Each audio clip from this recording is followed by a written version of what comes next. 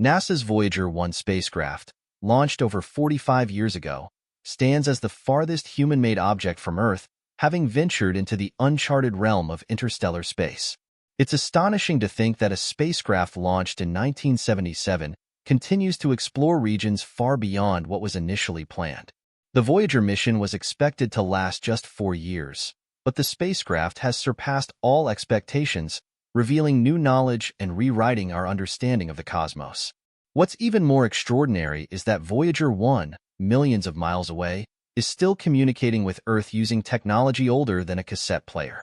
Recently, this resilient explorer made a discovery in the depths of space that has startled the scientific community and captured the world's attention. The question remains, what did this spacecraft uncover, and how could it change our view of the universe? The origins of this remarkable journey, the story of Voyager 1 and its twin Voyager 2, began with an unprecedented opportunity. Gary Flandreau, an engineer at NASA's Jet Propulsion Laboratory, JPL, calculated a rare cosmic alignment of the outer planets, including Jupiter, Saturn, Uranus, and Neptune, which occurs only once every 176 years. This arrangement would allow a spacecraft to use gravitational assists to slingshot from one planet to the next, drastically shortening the time needed for such a mission. With the planets positioned like beads on a string, NASA had a unique window to explore the outer solar system. The gravitational assist technique, or gravity slingshot, would allow the spacecraft to gain speed as they flew by each planet, cutting the travel time to Neptune from a typical 30 years to just 12.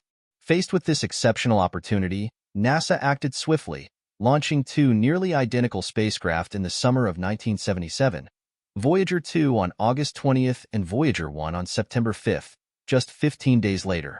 The original objective was to conduct a 4-year mission to study Jupiter and Saturn, but the mission scope expanded when the spacecraft performed exceptionally well.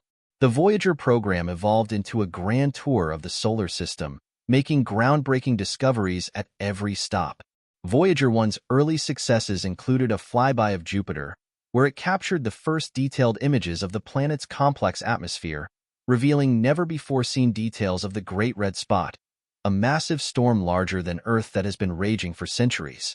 It also provided striking close-up images of Jupiter's moons, such as Io, which turned out to be the most volcanically active body in the solar system, with hundreds of volcanoes erupting on its surface. Next, Voyager 1 moved on to Saturn, where it uncovered more surprises. The spacecraft provided the clearest images of Saturn's intricate ring system, discovering previously unknown thin gaps and spokes within the rings. The mission also revealed that Saturn's largest moon, Titan, had a dense atmosphere rich in nitrogen and hydrocarbons, sparking further interest in studying this distant moon as a potential site for astrobiological research. Voyager 2, meanwhile, continued to make history by becoming the first spacecraft to visit Uranus in 1986 and Neptune in 1989. These encounters provided the only close-up images ever taken of these ice giants, showing unexpected features like Neptune's Great Dark Spot, a massive storm similar to Jupiter's Great Red Spot, and Uranus's sideways tilt, likely caused by a colossal collision in the planet's past. The Voyager spacecraft, each roughly the size of a small car, were built with technology that now seems archaic compared to today's standards. Equipped with only 69 kilobytes of memory, a fraction of what a modern smartphone can store, the spacecraft relied on tape recorders to store data collected by their onboard instruments. Communication with Earth was made possible through a transmitter that used just 23 watts of power, equivalent to a small household light bulb. Each spacecraft is equipped with a 12-foot diameter antenna to send signals back to Earth. However, as Voyager 1 and Voyager 2 moved farther away, the challenge of communicating over such immense distances grew significantly. Signals traveling at the speed of light took over 18 hours to reach Earth from Voyager 2, with Voyager 1's signal taking even longer. As distance increased, background noise from Earth's radios, televisions, cell phones, and other sources made it harder to distinguish the faint signals from the spacecraft. To overcome this, NASA engineers had to continually upgrade ground-based receiving stations, known as the Deep Space Network, to improve the sensitivity needed to detect the ever-weakening signals. The onboard computers were programmed with artificial intelligence to handle some of the complexities autonomously, a necessity considering how long it would take for commands to be sent and received.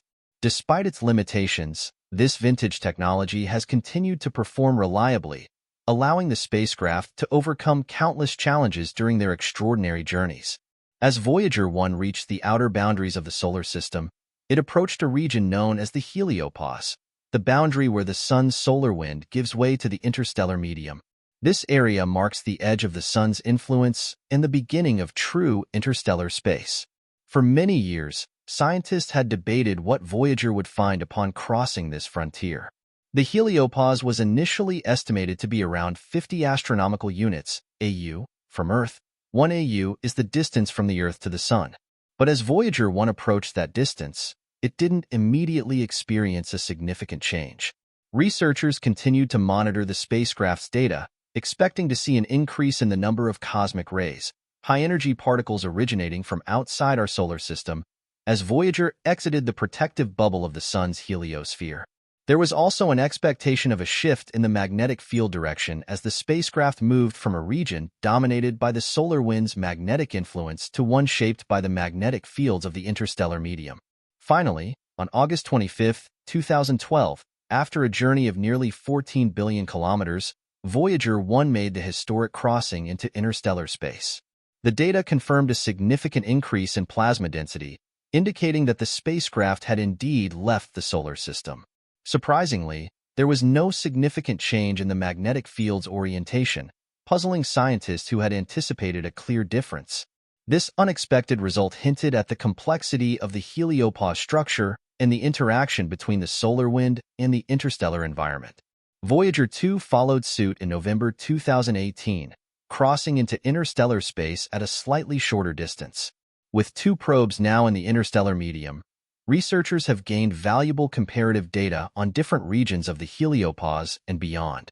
An iconic aspect of the Voyager missions is the inclusion of the Golden Records, 12-inch gold-plated copper discs containing sounds and images portraying the diversity of life and culture on Earth. Curated by a team led by astronomer Carl Sagan, these records were intended as a time capsule for any intelligent extraterrestrial life that might encounter the spacecraft in the distant future.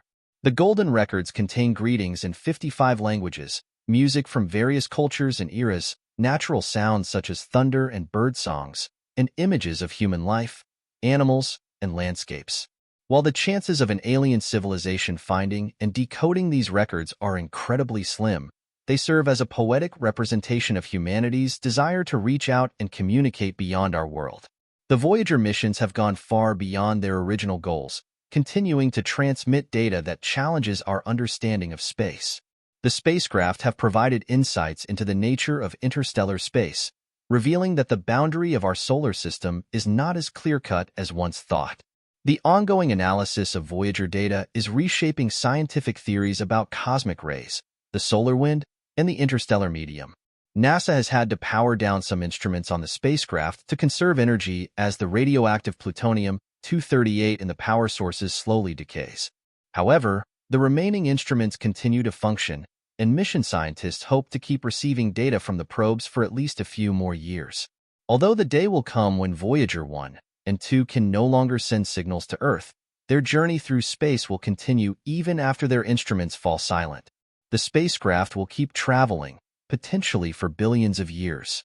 Voyager 1 is headed toward the star Gliese 445, which it will approach in about 40,000 years. By then, it will be a mute witness, silently drifting through the cosmos as a relic of humanity's first steps into the vast unknown. The Voyager mission is not just a story of space exploration. It is a testament to human ingenuity, curiosity, and the quest for knowledge. It reminds us that even with limited resources and older technology, the desire to explore the universe can lead to discoveries that transcend generations.